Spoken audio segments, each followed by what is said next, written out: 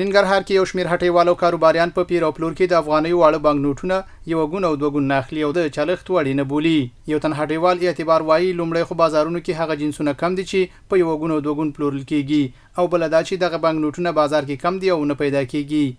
دغه دوکان مې کم زیات 15-14 کاله کیږي خو مخکې داسې شیان به وو چې 15 روپو دوه به کېدل یا به درې کېدل یا به 1 روپۍ نه وه او دغه یو ګونې دوه ګونې مونږ به اخیستلې ورکولې مو که نه جمع کېدلې بیا ډېرې. اوس داسې وخت راغلی دی چې داسې شی شته نه که نه چې 15 روپۍ دوه نه وي یا په 1 روپۍ د نه وي او څوک دوه ګونې یوه ګونه چې راوړي او مونږ یې ونه والو خو داسې شی پاتې نه 15 روپو نه کم شی داسې شی شته نه. یو بل هیوادوال عیسی خان د افغانستان بانک دغه خبرتیا چې تازه یو ځل بیا د وړو بانک نوټونو او بغیر له کمیشنه د سپینو ډالرو د چلښت خبره کړې مهمه بولي او له هیوادوالو غواړي چې خپلې پیسې به ارزښت کړي. ذاتي د پیسې کمې دي باید بانک یا دغه د پیسې موږ ته ډېرې کړي او مصرف ډېر شي. اوس یو ګون شی جنس موږ نه لرو لکه ژاوله څوک نه اخلي په 1 روپۍ دا ته راسې اول خپله یو دوکاندار ته ودرېږي دا شی راکړه هغه شی نه پیدا کېږي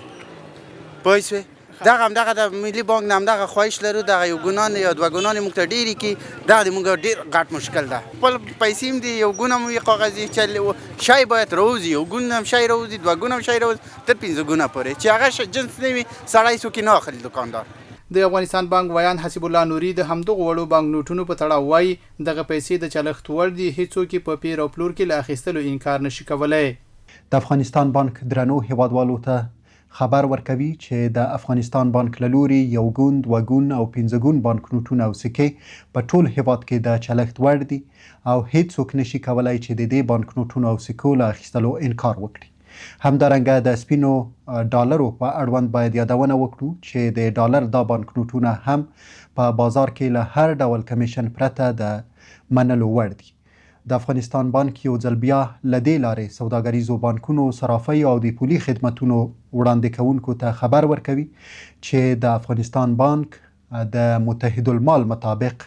عمل ترسره کړي. د یادونې د ننګرهار کې ډیورن فرضي کرښې ته نږدې ولسوالیو کې چې تازه د پاکستانیو کلدارو پر ځای راکړه ورکړه پکې په افغانیو پیل شوي وړو بانک نوټونو ته پکې ډېره اړتیا لیدل کیږي.